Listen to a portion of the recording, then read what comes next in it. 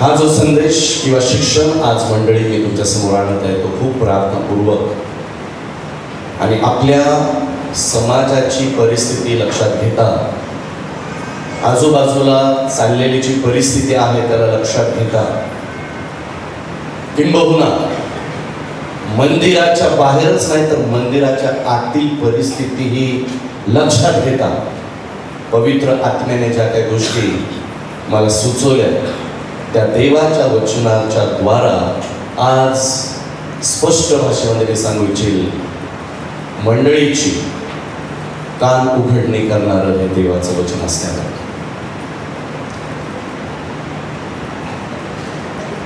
मंडळीसाठी ज्यावेळेस मी प्रार्थना करत होतो त्यावेळेस पवित्र आत्म्याने एक गोष्ट स्पष्ट मला केली. माझ्या विचारांसाठी पवित्र आत्मा बोलला आणि पवित्र आत्म्याने एक गोष्ट प्रामुख्याने या दिवसामध्ये मंडळीसाठी करण्यासाठी सांगितली आणि ती आहे, मंडळीने देवाचं पावित्र्य मंडळीमध्ये जपलं पाहिजे. ती तुमची जबाबदारी आहे, ती माझी जबाबदारी. इथं बसलेल्या प्रत्येक जीवात्म्याची जबाबदारी आहे की आम्ही मंदिरामध्ये असताना, आम्ही मंडळीमध्ये असताना, आम्ही परिवारामध्ये असताना, आम्ही कुटुंब म्हणून आमचं जीवन जगत असताना आम्ही कोण आहोत हे आम्ही कोणीही विसरता कामा नये. म्हणूनच मंडळीला ग्रीक भाषेमध्ये एक्लेसिया म्हटलेलं आहे. चर्चला एक्लेसिया म्हणजे बोलावलेले म्हटलेलं आहे. आम्हाला सर्वात प्रथम कशासाठी पाचारण झालेलं आहे तर ते पाचारण आहे पावित्र्यामध्ये राहण्यासाठी. कारण आमचा देव पवित्र आहे आणि त्या पवित्र देवाला अपवित्र्यामध्ये आम्ही उपासना देऊ शकत नाही. आणि म्हणून मंडळीने मंडळीचं, देवाच्या सानिध्याचं, देवाच्या प्रेझेन्सचं पावित्र्य जगणं हे प्रत्येक बाकावर बसलेल्या व्यक्तीची प्रथम जबाबदारी इथून पुढे असली पाहिजे.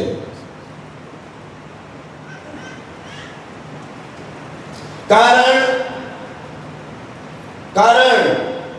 आम्ही ते पावित्र्य का जपलं पाहिजे? कारण हे देवाचं पवित्र मंदिर आहे. म्हणून माझ्या मागं हे देवाचं पवित्र मंदिर आहे. किती जण विश्वास करतो त्या गोष्टीवर? आम्ही ज्या ठिकाणी जमतो, ज्या फेलोशिप मध्ये आम्ही येतो, ज्या सहभागितेत मंडळी आम्ही येतो, या सहभागितेमध्ये एक प्रमुख उपस्थिती असते, ती असते आमच्या जिवंत देवाची. आणि माझा जिवंत देव हा पूर्ण पवित्र आहे. हालेलुया. आणि म्हणून आम्ही देखील अपूर्ण पावित्र्यामध्ये येता कामा नाही. जर माझा देव त्याचं संपूर्ण पावित्र्य त्याच्या मंडळीमध्ये देतो तर त्याच्या मंडळीने पूर्ण पावित्र्यातच त्याची उपासना केली पाहिजे, सहभागित झालं पाहिजे. कारण काय घडत आहे, हे देवाच्या मंदिरापेक्षा, हे उपासना मंदिरापेक्षा वासनेचं मंदिर जर होत असेल तर देव त्याचं पावित्र्य काढून घ्यायला मागं पुढं बघणार नाही. परत सांगतो, आम्ही सर्वांनी कबूल केलं हे देवाचं उपासना मंदिर आहे. मला सांगू द्या, हे वासनेचं मंदिर नाही.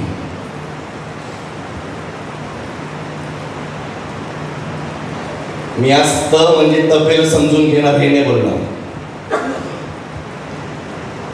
जे आहे तो पेल डायरेक्ट बोलणार. आणि हे प्रत्येकाने समजून घेणं गरजेचं आहे.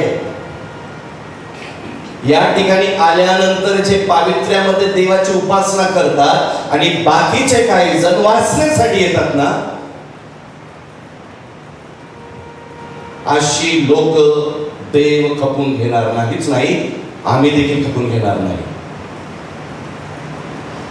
कारण एक आखान, नीट लक्षात घ्या, कारण एक आखान बाकीच्या पवित्र जनांचंही नुकसान करण्याचं कारण ठरत असतो.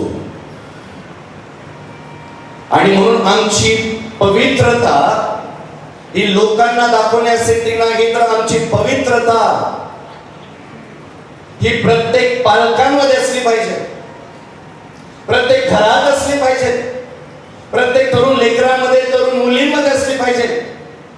ब्रदर सचिन सांगत होते, किशोर अवस्थेमध्ये असलेले लेकर आता आजच्या या वर्तमान पिढीमध्ये, काळामध्ये सर्वात जास्त आकर्षित होत आहे. आई वडिलांचं देखील ऐकत नाही, हो, नाही ऐकत.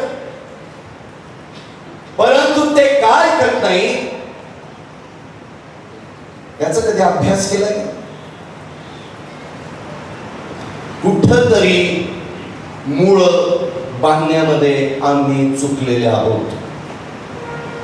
कुठंतरी जो पाया पक्का आम्हाला करायचा होता ते बांधण्यामध्ये आम्ही कमी पडलेले आहोत. कोणतीच गोष्ट एका दिवसात घडत नाही. अचानक आमच्या कानावर येतं, पाळक साहेब, ही मुलगी त्या ख्रिस्तीतर मुलासंगती पळून गेली. एका दिवसात ते घडलेलं नाही. पाळक साहेब, ती मुलगी तर जाऊन अशाच्या ठिकाणी पूर्वी तर हात वरती करून करून उपासना करायची, आता मूर्ती समोर जाऊन नतमस्तक होते. एका दिवसात हे होत नाही. त्याला एका प्रक्रियेतून त्या व्यक्तीला जावं लागलेलं आहे. ते लेकरू लगेच पापात पडत नाही, त्याने काहीतरी बघितलेलं आहे. आपल्या बापाच्या मुखातून देवाची वचनं ऐकण्याच्या ऐवजी सतत शिव्या शाप ऐकलेला आहे.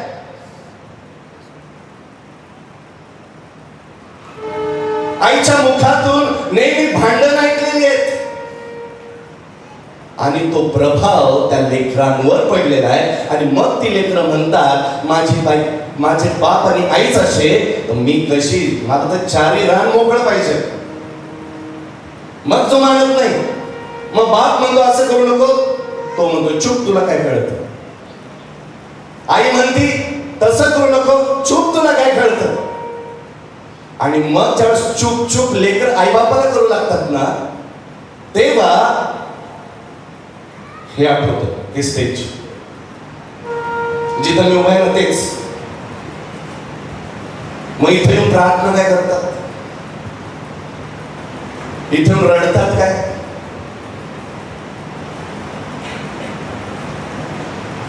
इथे येऊन अश्रू काय ढाळतात. तुम्हाला वाटतं अशा प्रार्थना प्रभू ऐकल? नाही. आमच्या लेकरांसाठी आम्हाला जेव्हा प्रार्थना सुरू करायला हवी ना, ती आम्ही न केल्यामुळं आमच्या पालकत्वावर परमेश्वराने प्रश्नचिन्ह निर्माण केलेले. म्हणून आम्हाला आमचं पालकत्व तपासणं हे फार आवश्यक आहे. पालकत्व हे प्रभूने दिलेलं वरदान आहे. पालकत्व प्रभूने दिलेलं प्रत्येक आईवडिलांना गिफ्ट आहे.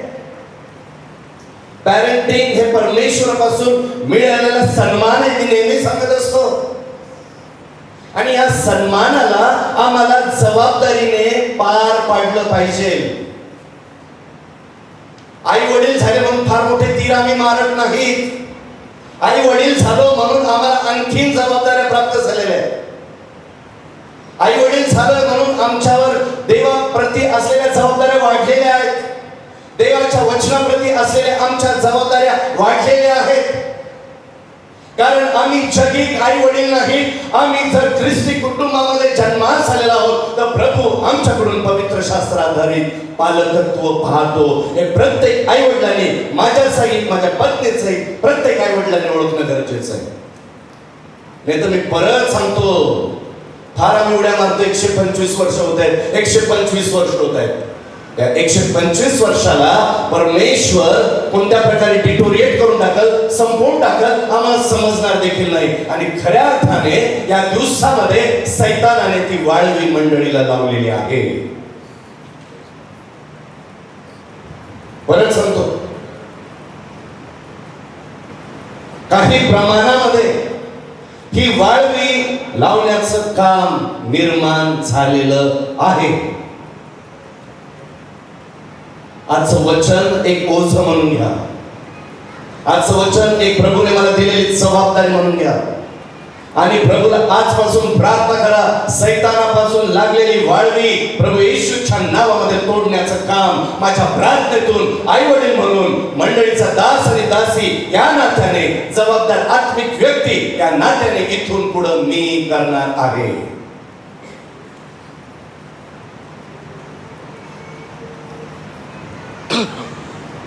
मला माझ्या जिवंत देवाच्या मंदिराचं पावित्र्य जपायचं आहे.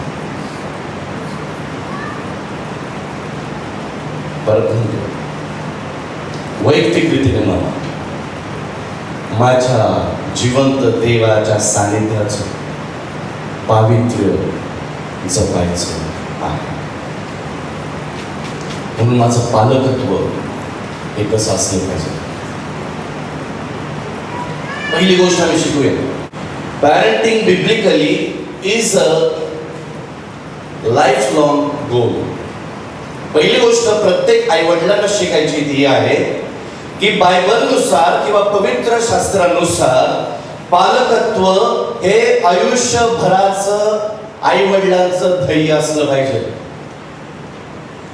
परत अनुवाद 6 ते 9 वचन काय म्हणतं त्याच्याकडे आपण नीट लक्ष देऊया. ज्या गोष्टी मी आज तुला बजावून सांगत आहे त्या तुझ्या हृदयात साठव आणि त्या तू आपल्या मुलाबाळांच्या मनावर बिंबव. आणि घरी बसलेले असताना, मार्गाने चालत असताना, निसताना, उठताना त्याविषयी बोलत जा. त्या आपल्या हाताला चिन्हादाखल बांध आणि आपल्या डोळ्याच्या मध्यभागी कपाळपट्टी म्हणून लाव.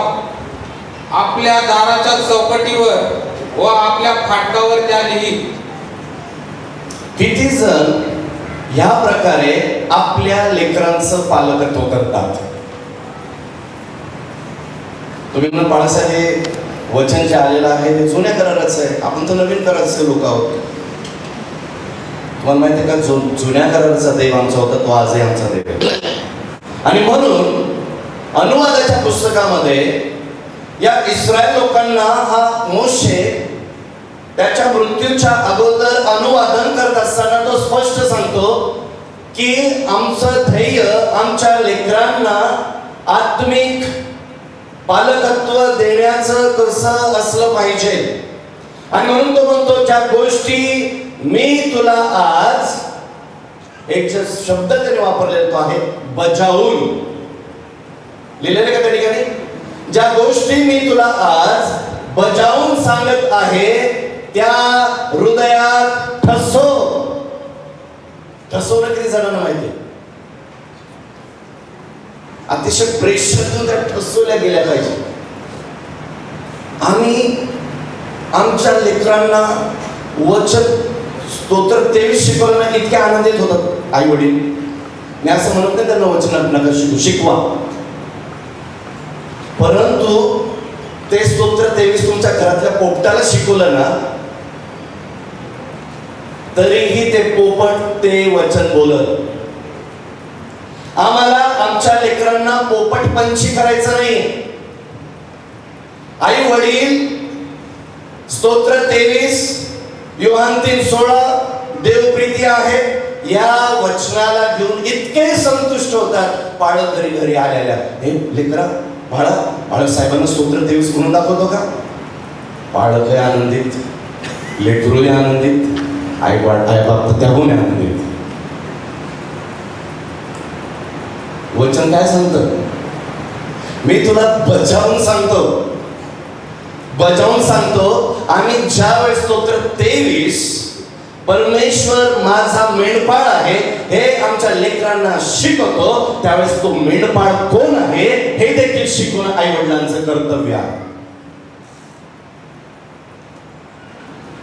नीट लक्षात घ्या. परमेश्वर माझा मेंढपाळ आहे हे शिकवल्यानंतर परमेश्वर माझा कसा मेंढपाळ आहे हे देखील आई वडिलांना लेकरांना शिकवता आलं पाहिजे. म्हणून तो म्हणतो ज्या गोष्टी मी तुला आज बचावून सांगत आहे, म्हणजे ताकीद देऊन सांगतो मी तुला मी आज्ञा करून सांगत आहे. आणि बचावून सांगण्यामध्ये ना काय असं माहिती का, समोरच्याच्या मनामध्ये भय निर्माण करणं. नीट लक्षात घ्या. प्रत्येक शब्द हे पवित्र शास्त्रामध्ये पवित्र आत्म्याने का दिलेले आहेत. तो म्हणतो मी तुला बचावून सांगतो, आणि तो ते सांगत असताना इस्रायल लोकांना अनुवादन करत असताना तो त्या वचनाचं भय इस्रायल लोकांना विदित करत आहे. आणि तो आई वडिलांना विशेष करून हे वचन सांगत आहे, कारण का तर आई वडिलांनी हे वचन त्यांच्या लेकरांना शिकवावं हे त्याच्या मागचं प्रमुख कारण आहे. तो म्हणून म्हणतो मी तुला आज बजावून सांगत आहे, ते तुझ्या हृदयात ठसव आणि त्या तू आपल्या मुलाबाळांच्या मनावर बिंबव.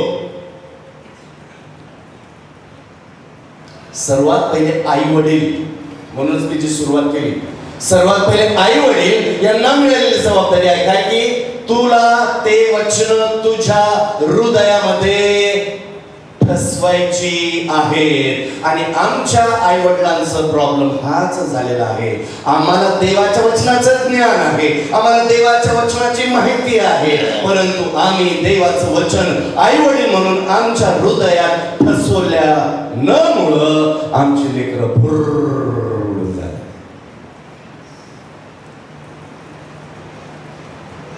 आमची लेकरं आई वडिलांना चूप करत आहे. लेकरांच्या जीवनात आई वडिलांच्या भयाऐवजी आज आई वडिलांच्या जीवनात लेकरांची भीती आणि भय निर्माण झालेला आहे. पायामध्ये कुठेतरी चूक झालेली, पाया बांधताना कुठेतरी चुकलेला आई वडिलांनो. मंडळी आमच्यात कुठं चूक झालेली आहे, जिथं आम्हाला देवाचं वचन आमच्या हृदयामध्ये प्रभूने ठसवायला लावलं ते न ठसवल्या गेल्यामुळं आज आमची लेकरं आम्हाला ठेचत आहेत. म्हणून तो पुढे म्हणतो आणि घरी बसलेले असताना, वा वा वा, घरी बसलेले असताना, त्याच्यानंतर तो म्हणतो मार्गाने चालत असताना, पुढे जाऊन तो म्हणतो निजताना, पुढे जाऊन तो म्हणतो उठताना त्याविषयी बोलत जा. पण वचन तोंडातून बाहेरच येत नाही का? आई वडिलांच्या तोंडातून शिव्याच ऐकलेले आहेत, अपशब्दच ऐकलेले आहेत. आई कशी कंबर पदर खोचून भांडण करते तेच बघितलेलं. कसा मत्सर आहे, जे घरात उगवतं ना तेच लेकरांवर प्रतिबिंबित होतं. वाईट वाटत असं वाटू द्या, म्हणून मी आज म्हटलं प्रभू मला वेदना दे, कारण वेदना झाल्याशिवाय दुःख कळत नाही. आमचा प्रॉब्लेम काय? देवाचं वचन सांगतं घरी बसलेले असताना, मार्गाने चालत असताना, निजताना, उठताना त्याविषयी बोलत जा. काय आम्ही बोलतो का? काय आम्ही बोलतो का? हे मी आज छाती ठोकपणे का सांगतो माहिती? बढाईने वाढत हे माझ्या घरात होतं म्हणून सांगतो, आणि माझी इच्छा प्रत्येक घरामध्ये ते व्हावं. आमच्या घरामध्ये 24 तासातले 8 तास 9 तास झोपलेले बाजूला जाऊ द्या, परंतु बाकीचे जे तास आहेत त्यातले अनेक तास हे आम्ही एक तर देवाच्या वचनाबद्दल किंवा देवाच्या सेवेबद्दल किंवा देवाच्या मंडळीबद्दल किंवा आम्ही असलेल्या देवाच्या राज्याला कसं आम्ही वाढू याच्याबद्दलच बोललं जातं. आणि त्याचा परिणाम आपोआप माझ्या आई वडिलांचा माझ्यावर पडला, माझ्या पत्नीचा परिणाम माझ्या लेकरांवर पडलेला आहे, आणि माझ्या लेकरांपासून तो त्यांच्या लेकरांवर भविष्यात नक्कीच पडेल. कारण आम्ही त्या पिढीला आणि आम्हाला देवाच्या वचनाने दिलेल्या शिस्तीला कधीच सोडणार नाहीत. हालेलुया. हे आम्हाला करायचं आहे, हे आम्हाला करायचं आहे. कारण हे प्रभूने दिलेलं आम्हाला आज्ञा आहे. वचन स्पष्ट सांगतं, मी तुला बजावून सांगतो. आज इथं असलेल्या प्रत्येक आई वडिलांना देवाचं वचन पुन्हा एकदा म्हणते, मी तुला बजावून सांगतो. सर्वात पहिले ते वचन तुझ्या हृदयावर ठसव. ठसलंच नाही तर ते कसलंच राहणार. आणि म्हणून हे वचन आमच्यासाठी महत्वाचं आहे. आणि तो म्हणतो, त्या आपल्या हाताला चिन्ह दाखल बांध आणि आपल्या डोळ्यांच्या मध्यभागी कपाळपट्टी म्हणून लाव. आपल्या दाराच्या चौकटीवर, आपल्या फाटकांवर त्या लिही. बी अवेअर ऑफ डॉग आमच्या फाटकावर लिहिलेलं असतं. कुत्र्यापासून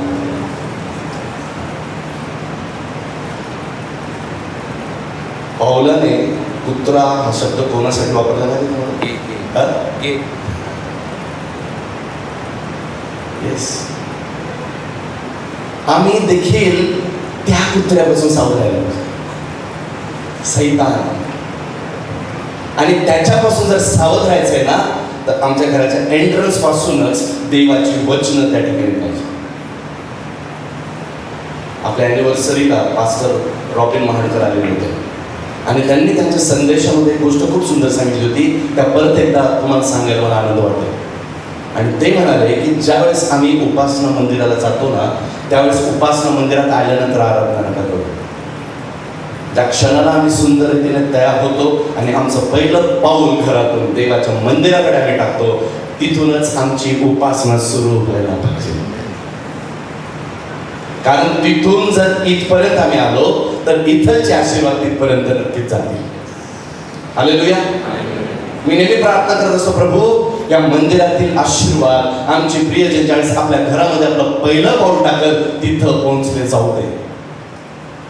परंतु मध्येच आम्ही डिस्कनेक्ट झालो असेल तर, चर्चवरून जाता जाताच कोणतरी भेटला असेल तर, कदाचित कोणीतरी मध्येच घरी चहाला वेगळ्या कारणास्तव बोलवले असेल तर, आणि मग चर्चचे आशीर्वाद घेऊन गेल्यानंतर चर्चमध्ये जे काय प्रभूने चांगलं केलेलं आहे ते बोलण्याच्या ऐवजी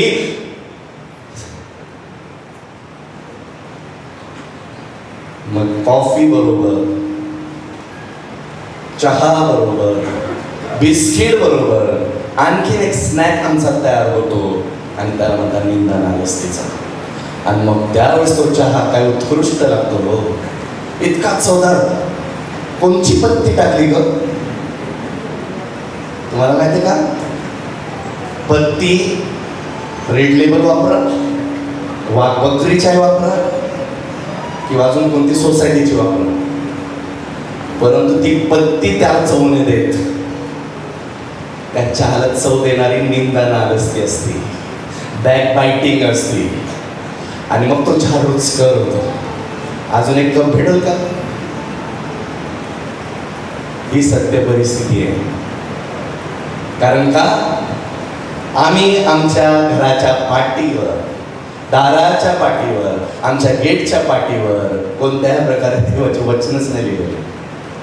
इस्रायल लोक, यहुदी लोक जे इस्रायलला जाऊन आले त्यांना माहिती आहे, ज्यावेळेस ते यरुशलेमामध्ये भिंतीकडे उपासनेसाठी येतात त्यावेळेस त्यांच्या लेकरांच्या इथं मध्यभागी बरोबर तोरा असतो, देवाचं वचन, आज्ञा, आणि त्यांच्या हाताला दंडाला त्यांनी तो पकडून काढलेला असतो आणि ते पूर्ण दोरे बांधून ते त्या ठिकाणी उपासनेसाठी येतात. ते वचन काय माहिती का? हे तो म्हणतो त्याविषयी बोलायचा, त्या आपल्या हाताला चिन्ह दाखल बांध आणि आपल्या डोळ्यांच्या मध्यभागी कपाळपट्टीवर ते लावून ठेव. आज आम्ही जरी ती डब्बी तोराची, नियमशास्त्राची किंवा आज्ञाची लावत नाही, परंतु प्रभूला म्हणा, प्रभू तुझं वचन मी माझ्या हृदयात जपून ठेवलेलं आहे. जर आमच्या जीवनात देवाचं वचन आहे ना, तर देवाचं वचन आम्हाला पिन सारखं टोचत असतं, पिनेसारखे टोचत असतं. प्रभूला आम्हाला टोचणे दे. आम्हाला टोचणी होत नाही म्हणून आम्ही फसले जात आहोत. आम्हाला देवाच्या वचनाची टोचणी होत नाही म्हणून आम्ही चुकीच्या गोष्टी करण्यासाठी प्रवृत्त होत आहोत. आम्हाला टोचणी होत नाही त्याच्यामुळं आम्ही एखादी चुकीची गोष्ट सहज करून जातो. आणि वरतून म्हणतो प्रभू क्षमा करणार आहे, रात्री जाऊन क्षमा मागेल. नाही, कशी प्रभू क्षमा करतो? म्हणून प्रियांनो, ही पहिली गोष्ट मी शिकत असताना, parenting biblically is a life long goal. मी ज्यावेळेस माझ्या सिल्कीसाठी आणि रेकीसाठी प्रार्थना करतो आणि फक्त मी त्यांच्यासाठीच करतो, तर मी माझ्या मंडळीच्या लेकरांवर आत्मिक अत्याचार करत आहे. कारण जर तुम्ही मला तुमचा पाळक म्हणून निवडलेला आहे, माझ्या वडिलांना तुमचा पाळक म्हणून निवडलेला आहे, तर मला माझ्या लेकरांबरोबर माझ्या मंडळीतील प्रत्येक लेकरांची तेवढीच जबाबदारी असली पाहिजे जितकी माझ्या सिल्कीची आणि माझ्या रेकीची आहे. देवाने ही गोष्ट लक्षात ठेव. व्हॉट आय एम सेइंग, देवाने फक्त आम्हाला शारीरिक लेकरांना आशीर्वादित करण्याचं कारण केलेलं नाही. ज्यावेळेस आम्हाला येशू कळतो ना, त्यावेळेस आत्मिक लोक आत्मिक लेकरांना जन्म देणार येतात. मंडळीमध्ये सर्वात मोठा प्रॉब्लेम काय माहिती का? मंडळीमध्ये आत्मिक आईवडिलांची कमतरता आहे. आज प्रभूला तोच मागं मी 1 वर्षापूर्वी सांगितलेलं होतं, परत सांगतो, तुम्हाला ज्या लेकरांची जबाबदारी, आज जे आम्ही बोलत होतो, मी बोललो, ब्रदर सचिन बोलले, ज्या लेकरांना घेऊन बोलले, आज आम्हाला त्यांच्याबद्दल आनंद नाही, त्यांचं नुकसान होते म्हणून नाही, त्यांचं नुकसान होते म्हणून देवाच्या राज्यासाठी आम्हाला त्यांच्याबद्दल दुःख होते. परंतु फक्त दुःख करून उपयोग नाही मंडळी, आम्हाला त्यांच्यासाठी प्रभू समोर गुडघे टेकायचे. माझ्या लेकरांवर मी जेवढं प्रेम करतो, तेवढं माझ्या शेजारच्या लेकरांवरही मला प्रेम करायला शिकलं पाहिजे. कारण हेच खरं आत्मिक पालकत्व आहे. हेच खरं आत्मिक पालकत्व आहे आणि हे आम्हाला जपलं पाहिजे, याच्याकडे आम्हाला लक्ष दिलं पाहिजे. दुसरी गोष्ट, पालकत्व करत असताना एकटं करू नका. पालकत्व करत असताना एकटं करू नका. स्तोत्र संहिता 88:2 मध्ये तो म्हणतो, हे परमेश्वरा माझ्या उद्धारक देवा, मी रात्रंदिवस तुझ्या पुढे आरोळी करतो, माझी प्रार्थना तुझ्या पुढे सादर हो, माझ्या विनवणीकडे कान असू दे. जेवढे प्रार्थना तुम्ही तुमच्या लेकरांसाठी करतात ना, माझ्या मुलीने हे व्हावं, माझ्या मुलांनी ते व्हावं, त्यांनी इतक्या मोठ्या उंच शिखरावर जावं, शैक्षणिक क्षेत्रामध्ये जावं, जेवढी प्रार्थना आम्ही फक्त आमच्या लेकरांसाठी करत असतो ना, तर मला तुम्हाला सांगू द्या, आम्ही स्वार्थी आहोत. आम्ही स्वार्थी आहोत. आम्हाला फक्त आमच्या लेकरांचं घेणं देणं, आम्हाला फक्त आमच्या लेकरांचीच आस्था आहे. बाकीच्या लेकरांचं काय हो, मला काही घेणं देणं पडलं, मी माझ्या जगामध्ये खुश. ज्यावेळेस अशा प्रकारची मानसिकता आत्मिक लोकांमध्ये तयार होते, त्यावेळेस तो एकटं स्वार्थी जीवन जगणारा, देवाला न आवडणारा परिवार. या ठिकाणी ही जी प्रार्थना आहे, ही प्रार्थना काय आहे? परमेश्वरा माझ्या उद्धारक देवा, मी रात्रंदिवस तुझ्या पुढे आरोळी करतो, माझी प्रार्थना तुझ्या पुढे सादर हो आणि माझ्या विनवणीकडे कान दे. माझ्या विनवणीकडे कान दे. त्याला कळकळीची प्रार्थना म्हटलेली. आजपासून त्या सर्व नुकसान होत असलेल्या प्रिय किशोरावस्थेमध्ये असलेल्या मुलांसाठी, मुलींसाठी प्रार्थना करा. ज्या काही गोष्टी या ठिकाणी सांगितल्या, नीट लक्षात घ्या मी काय म्हणतोय. ज्या गोष्टी या ठिकाणी सांगितल्या, त्या गोष्टी फक्त ज्या गोष्टी कानावर आल्या, ज्या लोकांबद्दल घडल्या त्यांच्याबद्दल सांगितलं, कारण ते उघडकीस आलं म्हणून. असे कितीतरी असतील गुपित रीतीने अजून त्याच गोष्टी करत असतील आणि आज मनात आनंद मानत असेल. अरे काय बोलत बाळासाहेब असल्या लोकांबद्दल, मी त्या लोकांबद्दल नाही बोलत. मी आज जे बोलत आहे हे देवाच्या वचनाबद्दल बोलतो. कारण देवाचं वचन आम्हाला प्रीती करायला शिकवतं. कारण देव स्वतः प्रीती आहे. देवाचं वचन कोणी जर खाचेत पडत आहे तर त्यांना हात देण्याबद्दल बोलतं. कारण देवाची इच्छा आहे त्याने त्या खड्ड्यात पडू नये, तर मंडळीने आपला आत्मिक हात त्या भावाला, त्या बहिणीला, त्या लेकराला द्यावा आणि त्याला पाहिजे. महत्वाचं आहे.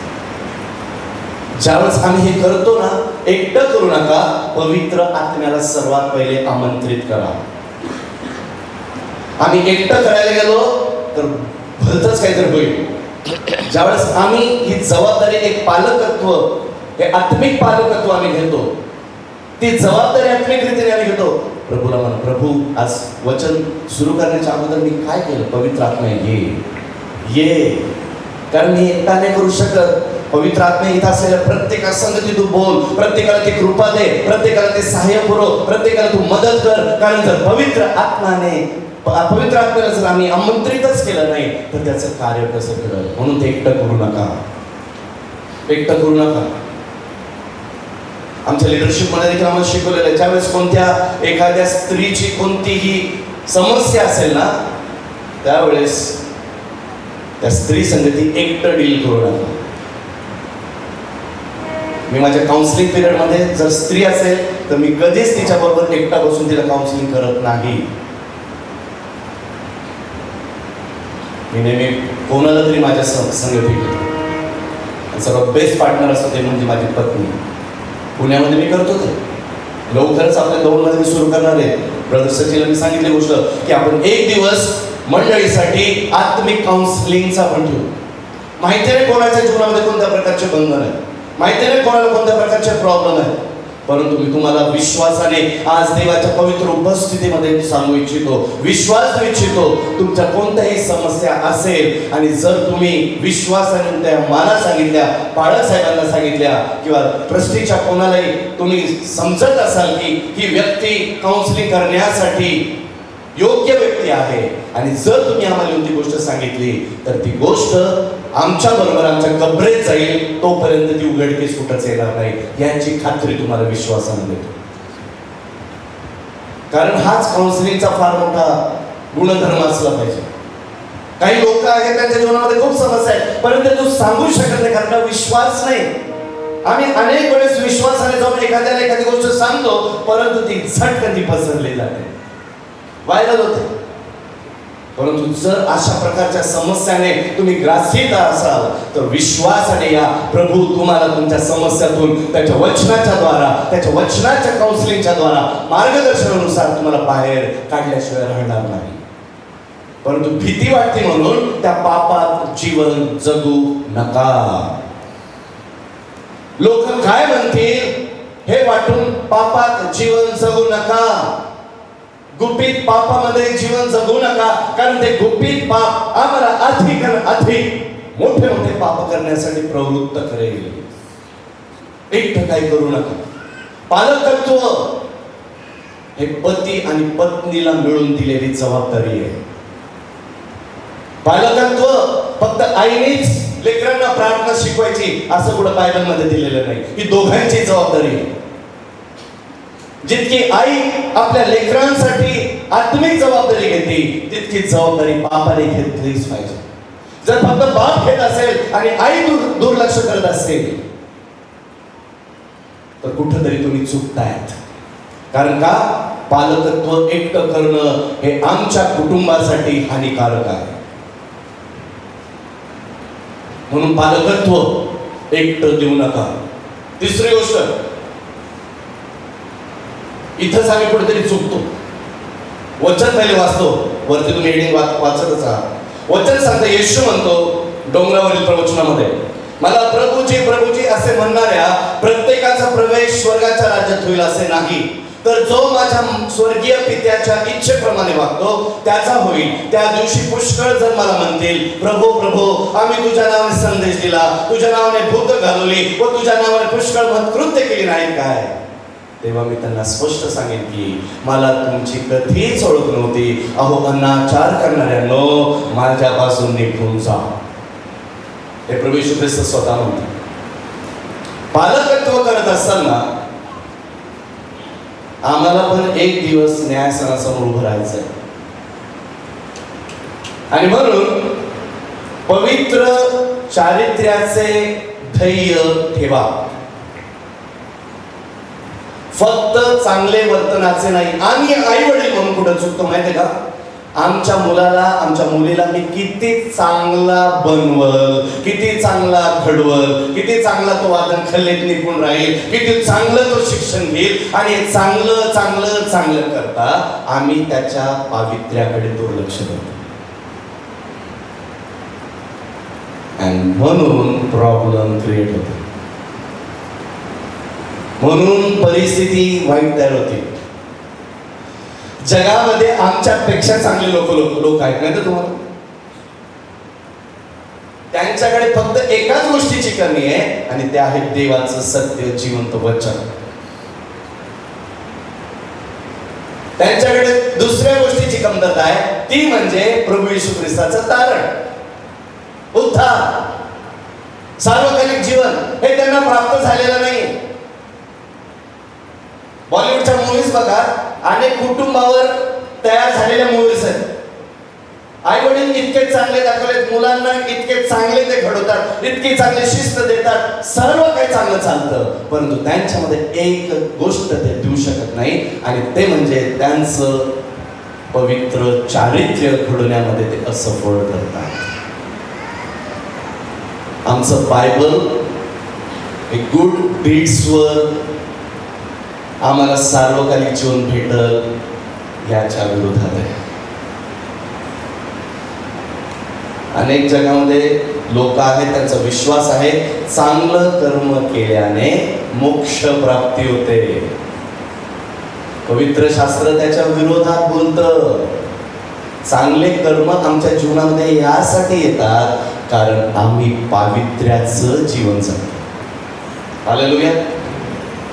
लोकांकडे ते उलट्या रीतीने चांगलं शिकवण भेटलेली आहे, शिस्त लावलेली नाही. असं नाही म्हणत आई वडिलांनी चांगलं बनवण्यासाठी झटपट करू नये, करावीच, परंतु आमची लेकरं यांना चांगलं बनवण्याच्या अगोदर पहिले त्यांचं चरित्र पावित्र्यामध्ये घडवा. ज्यावेळेस आमच्या लेकरांचं चारित्र्य पावित्र्यामध्ये घडवलं जाईल, आपोआप त्यांच्या जीवनातून चांगुलपणा बाहेर पडेल. हालेलुया. आजपासून आम्ही कशाकडे लक्ष देणार आहोत? त्यांना चांगलं घडवण्यामध्ये का त्यांचं चारित्र्य पावित्र्यामध्ये घडवण्यामध्ये?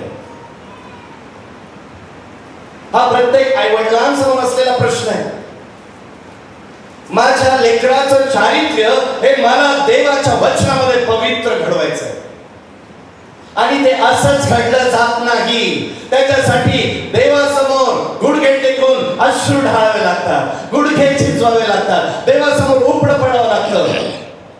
आणि फक्त एवढंच करून चालत नाही. आमच्या लेकरांसमोर पावित्र्याचं चारित्र्य देखील प्रभावित रीतीने प्रगट करणं आई वडिलांची प्रथम जबाबदारी असली पाहिजे. आई वडिलांच्या जीवनामध्ये पावित्र्याचं चरित्र आहे,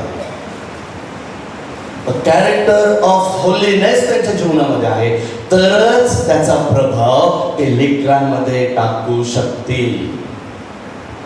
आणि मग पवित्र आत्मा येतो आणि मग सगळे ते आत्म्याचे फळं तो आम्हाला देतो आणि त्यापैकी एक आहे, तो म्हणतो चांगुलपण. चांगुलपण, पवित्र आत्म्याच्या फळांपैकी एक फळ कोणतं आहे? चांगुलपण. तुमच्यात चांगुलपण आहे म्हणून पवित्र आत्मा नाही भेटणार तुम्हाला. त्याच्यासाठी पश्चाताप करावा लागतो, कबूल करावं लागतं. प्रभू येशू ख्रिस्त माझा वैयक्तिक तारणार आहे, तो माझा उद्धार करताय. पश्चाताप करावा लागतो, पश्चाताप करावा लागतो. आणि मग ज्यावेळेस पवित्र आत्मा आमच्यामध्ये येतो ना, आपोआप त्याच्या फळांपैकी एक फळ आमच्या जीवनातून आपोआप बाहेर निघतं, चांगुलपणाचं. उलट पवित्र शास्त्र जगाच्या उलट आमच्या संधी बोलतं. आणि म्हणून M for holy character, not good behaviour. पवित्र चारित्र्याचे सर्वात प्रथम ध्येय ठेवा. माझ्या लेकरांना आजपासून मी आई वडील म्हणून सर्वात पहिले मी पवित्र जीवन जगल, मी सर्वात पहिले पवित्र चारित्र्य घडवल आणि मग माझ्या लेकरांमध्ये ते उतरलेलं मी पाहिल, तर आमची मंडळी वाचू शकेल. चौथी गोष्ट, 2 पॉइंट्स आहेत, उशीर झाला तरी चालत, परंतु हे महत्वाचं आहे. शिस्त हे परिणाम आणि बदलाबद्दल आहे. लेकरांना ते समजून सांगा, ते शिक्षा नाही. वचन वाचतो, मुलाच्या स्थितीस अनुरूप असं शिक्षण त्याला दे, म्हणजे वृद्धपणातही तो त्याच्यापासून परावृत्त होणार नाही. आणि 15व्या वचनामध्ये तो म्हणतो, बालकाच्या हृदयात मूर्खता जखडलेली असते, शासन वेत्र त्याच्यापासून तिला घालून देते. ज्यावेळेस शासन नव्हतं, तुम्हाला माहिती आहे का, काही आईवडिलांना मी बघितलेलं आहे, आपला मुलगा चुकला की थर आणि थोपट, थर आणि थोपट, लाथा बुक्क्याने काठीने ह्याच्याने त्याच्याने. मग त्या लेकराला इतकी ती मार खायची सवय होऊन जाते ना, मग त्या छड्या पण त्याला आहे ना गंमत वाटू लागते. तो मार पण त्याला आहे ना अंगवळणी पडून जातो. काय माझा बाप सवय त्याला मारायची, त्याला मारायची सवय, मला मार खायची सवय झाली नाही. हे घडतं. पनिशमेंट किंवा शिक्षा ही आम्ही देत असताना लेकरांना देखील समजलं पाहिजे की त्याला कोणत्या प्रकारची शिक्षा दिलेली, कोणत्या प्रकारची शिक्षा दिली.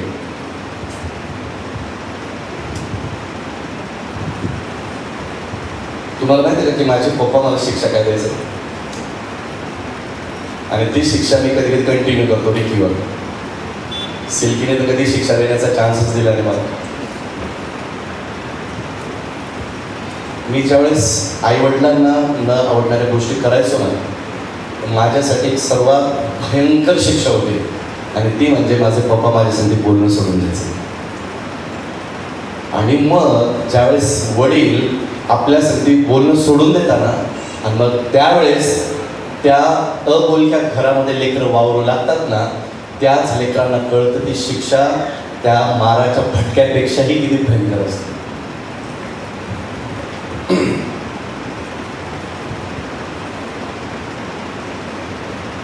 एकदा मी रिकेशन एक सोडून दिलं होतं बोलणं, आणि मग तुम्हाला मेसेज करायचा, तुम्हाला कॉल करायचा, आणि मग मी ते उचलत नसे. मग तो बाबांकडे जा, आजीकडे जा, त्याच्या आत्याकडे जा, मामाकडे जा, पा माझा कॉल नाही उचलत. मग ते मला का तू त्याचा कॉल नाही उचलत, का नाही उचलत?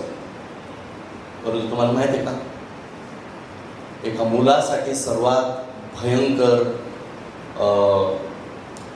शिक्षा कोणती असते, किंवा एका लेकरांसाठी सर्वात मोठा विरह कोणता असतो? त्याच्या गर्लफ्रेंड बरोबर नाही, आधी बोलली नाही बोलले बघून घेऊन ज्यावेळेस आई वडील लेकरांसाठी बोलणं सोडून देतात ना, तुम्हाला माहिती आहे येशू ख्रिस्ताला वधस्तंभावरच्या शिक्षेपेक्षाही सर्वात मोठी शिक्षा काय होती माहिती आहे का?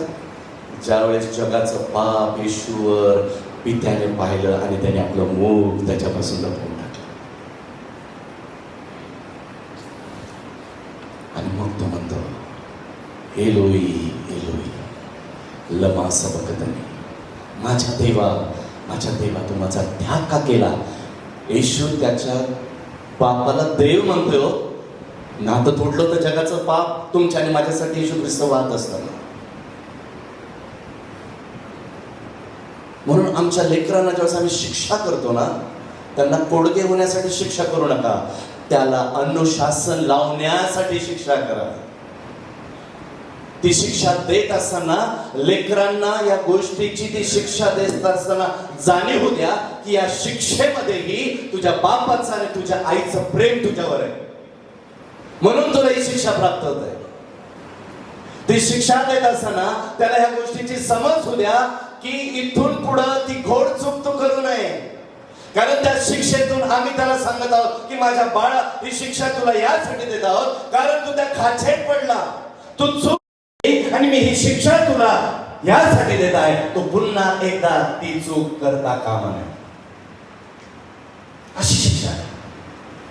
कारण या ठिकाणी नीतिसूत्रेमध्ये सलमोन खूप स्पष्ट सांगतो की बालकाच्या हृदयात मूर्खता जडलेली असती, आणि शिक्षा देत असताना आई बाप पण मूर्ख बनतात.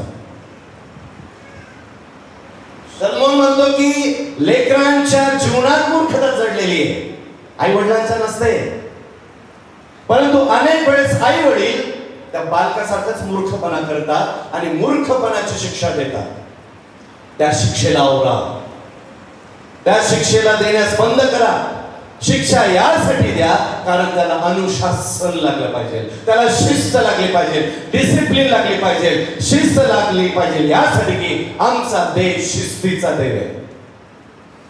म्हणून ब्रदर सचिनने जे सांगितलं की या ठिकाणी जे शिस्त लावायला येतात त्यांना आपले लोक पळून लावतात. मला कसे पळवतात बघू. तुम्ही पळवण्याच्या अगोदरच मी पळून गेलो होतो बघा. पण इतक्या लोकांना नाही पडलं. माझ्यासाठी एक एक आत्मा महत्वाचा आहे. हालेलुया. आणि मी एकटा हे करू शकत नाही. आपल्याला मिळून ते करायचं. आपल्याला मिळून ते करायचं आहे. परंतु मंडळी, आमच्या मंडळीमध्ये आता अनुशासन लागलंच पाहिजे. कारण जिथं अनुशासन आहे तिकडंच देवाची उपस्थिती आहे. जिकडं शिस्त आहे तिकडंच देवाचं प्रेझेन्स आहे. जिकडं डिसिप्लिन आहे तिकडं देव आनंदित होतो, प्रभू आनंदित होतो. आणि आम्ही या ठिकाणी पाळकालाने शेजारच्या 5 जणांना कमिटीला आनंदित करण्यासाठी येत नाही. आम्ही इकडे येतो ते केवळ आणि केवळ आमच्या प्रभू येशूसाठीच. आमचा श्रोता प्रभू येशू ख्रिस्त आहे. येशूचे आम्ही श्रोते नाही आहेत. We are not his audience. तो आमचा श्रोता आहे. प्रभू आम्ही तुझ्यासाठी या ठिकाणी आहोत. या फेलोशिप मध्ये आम्ही तुझ्यासाठी आलेलो आहोत. मुलाच्या स्थितीस म्हणून अनुरूप असं शिक्षण त्याला द्या, म्हणजे तो वृद्धपणातही त्यापासून परावृत्त होणार नाही. किशोरावस्थेमध्येच का परावृत्त होत आहेत? बालपणामध्येच का परावृत्त होत आहेत? तरुणपणामध्ये का परावृत्त होत आहेत? कारण मुलाच्या स्थितीस अनुरूप असं शिक्षण देण्यासाठी पालक कमी पडलेले आहेत.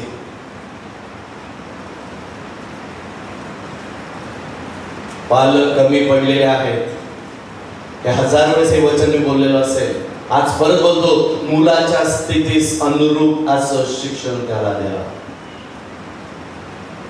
ज्यावेळेस मी 16-17 वर्षाचा होऊ लागलो त्यावेळेस माझ्या पप्पांनी माझ्या संगती असलेलं जे वर्तन आहे ते थोडं हायर लेवलवर आणलं.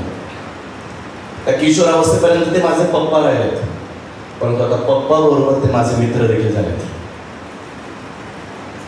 आज रिकी माझ्या संगती. रिकी हा वाढत असताना आता मी त्याच्या गळ्यात टाकून, त्याच्या खांद्यावर हात टाकून मी त्याच्या संगती चालतो. कारण का तुम्ही त्याच्या वडिलांबरोबर मी त्याचा आता मित्र देखील होऊ शकतो. ज्यावेळेस आई, वडील आणि बाप हे मित्रत्वाचं नातं एकमेकांना प्रदर्शित करेल, त्याच वेळेस त्यांना कळेल येशू आमचा कसा चांगला मित्र आहे. परंतु काय काय वडील आहे ना, लेकरू म्हातारं लागलं तरी ते अनुशासनच देत राहतो. मुलाच्या स्थितीस अनुरूप म्हटलेलं आहे. आणि म्हणून लेकरांच्या 5 स्थिती आहेत: बाळपण, किशोरावस्था, तारुण्य, प्रौढावस्था आणि वृद्धपण. जसे जसे त्याची स्थिती वाढत जाईल तसं तसं त्याच्याबरोबरचं आमचं संभाषण वाढलं गेलं पाहिजे. तसं तसं आमची मॅच्युरिटी लेवल बदलली गेली पाहिजे. अनेक वेळेस ज्यावेळेस आता मी ह्या एजमध्ये आहे, माझ्या 40s मध्ये मी आहे, त्यावेळेस अनेक वेळेस माझ्या पप्पांच्या मतांबरोबर माझे मत जोडले जात नाही. परंतु मी त्यांच्यासाठी बोलत असताना जरी आमचे दोघांचे विचार जोडले जात नाही, परंतु आमचं प्रेम त्याच्यामध्ये कमी नाही होत. तर त्याला ती एक मॅच्युरिटी आम्हाला आणणं फार गरजेचं असतं. ती परिपक्वता असणं फार गरजेचं असतं. आताच्या काळामध्ये माझे पप्पा माझ्यासाठी बोलणं नाही सोडत, किंवा मला त्यांच्या काही गोष्टीबद्दल काही गोष्टी आवडल्या नाही तर मी त्यांच्यासाठी बोलणं नाही सोडत. कारण का तर आमची मॅच्युरिटी, आमची परिपक्वता ही वाढलेली आहे. आणि आमची परिपक्वता कोण वाढवतं? देवाच्या वचनाचं शिक्षण. आमच्या बोलण्यामध्ये बदल झाला. आता माझे पप्पा माझ्याशी गाजलेले, बबली तू किती गोल, असं नाही बोलत. आता जर ते अशा वयात ते माझ्यासाठी बोलू लागले तर तुम्ही मला वेडे झाले. ते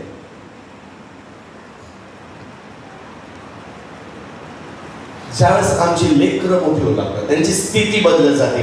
आई वडिलांना लक्षात घ्या, ज्या वेळेस तुमची लेकर किशोर अवस्थेमध्ये पदार्पण करतात ना, त्यांच्यामध्ये शारीरिक घडामोडी घडतात हे विसरू नका. हार्मोनल चेंजेस त्यांच्या जीवनामध्ये होत आहेत, त्यांच्या शरीरामध्ये बदल घडत आहेत, त्यांच्या विचारांमध्ये बदल घडत आहेत. तुम्हाला त्या परिस्थितीशी अनुरूप होणं फार गरजेचं आहे. तुम्ही त्या किशोरावस्थेमध्ये लहान लेकरांसारखं जर त्यांना ट्रीट करत बसाल तर कसं होते तुमचं ऐकल, बंडखोरी निर्माण होईल. म्हणून मुलाच्या स्थितीस अनुरूप असं शिक्षण आम्हाला द्यायचं आहे. म्हणून जो सर्वात पहिला मुद्दा होता की आमचं जे पालकत्व आहे ते आयुष्यभराचं आहे. वचन सांगतं मुलाच्या स्थितीस, त्याच्या बालपणामध्ये, त्याच्या किशोरावस्थेमध्ये, त्याच्या तारुण्यामध्ये, त्याच्या प्रौढावस्थेमध्ये, आणि जर तो वृद्ध झाला तिथपर्यंत. आज सगळेच आमचे pastor Eric, doctor pastor Eric यांनी एक फोटो टाकला आणि त्यांच्या आजीबद्दल त्यांनी त्या ठिकाणी लिहिलं. आणि त्यांची आजी 99 वर्षाची होऊन ती मरण पावली. आणि आज खूप सुंदर एक फेसबुकवर त्यांनी फोटो आपल्या आजी बरोबर टाकला. आणि त्या ठिकाणी त्यांनी ते लिहिलेलं असताना ते म्हणाले, आज जरी मी डॉक्टरेट पदवी देवाच्या वचनात संपादन केलेली आहे, प्रदान मला भेटलेली आहे, परंतु माझी आजी अजूनही माझ्यासाठी उत्तम शिक्षिका होती. म्हणून देवाचं वचन सांगतो, तुझ्या वृद्ध झालेल्या आईबापांचा द्वेष करू नकोस, त्यांना कमी लेखू नकोस. आम्ही आमच्या आईवडिलांपेक्षा जास्ती शिक्षण जरी घेतलं असेल ना, तर आयुष्याचं आणि अनुभवाचं शिक्षण अद्याप आम्हाला भेटलेलं नाहीये. म्हणून जास्ती उड्या मारू नका. प्रत्येक लेकरांनी आपल्या मर्यादेत राहायला देवाच्या वचनाने शिकवलेलं आहे. आमच्या आई वडिलांना थोडी इंग्लिशने आली, थोडी इंग्लिशमध्ये जर चुकले खिदे हसतात. अरे जे तुझ्या तोंडात चांगले फ्लुएंट शब्द आलेले आहेत ना, ते त्यांच्या पैशामुळे आलेले आहेत. त्यांनी तुझ्यासाठी रात्रंदिवस कष्ट केलेलं आहे. आणि किती सहजरितीने आम्ही हसून जातो आमच्या आई वडिलांना, का तर त्यांना इंग्लिश येत नाही. काही इंग्लिश येत नाही म्हणून काय स्वर्गात जाणार नाही का? लेकरांनो चुकत आहात, खबरदार. शिस्त हे परिणाम आणि बदलाबद्दल आहे. लेकरांनी समजून घेतलं पाहिजे, आई वडील आम्हाला ती शिक्षा देत नाहीये. आणि 5वी शेवटली गोष्ट फार महत्वाची, we can't parent our children without God. आम्ही आमच्या लेकरांना पालकत्व देवाशिवाय देऊ शकत नाही. हे मी मर्यादित लोकांसाठी बोलतो, आणि ते मर्यादित लोक आहेत ख्रिस्ती लोक.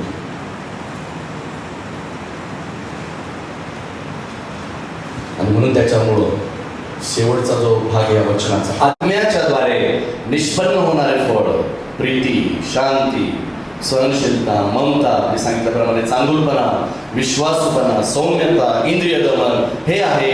आणि आशा विरुद्ध, बघा काय म्हटलेलं शेवटच्या भागामध्ये पावलाने मेन्शन केलेलं आहे, आशा विरुद्ध नियमशास्त्र देखील नाहीये. आशा विरुद्ध नियमशास्त्र देखील नाहीये. म्हणून नियमशास्त्राचा अनुवादाचा 6वा अध्याय मी तुमच्या बरोबर जोडला यासाठी की आम्ही जुन्या कराराचे वचन देखील फॉलो करायचे. कारण ते माता पित्यांसाठी आणि ते लेकरांसाठी दिलेले. आमचं पालकत्व फक्त पालक म्हणून करार करू नका. आजपासून तुमच्या पालकत्वामध्ये तुम्ही देवाला तुमच्या परिवारामध्ये इन्व्हाइट करा.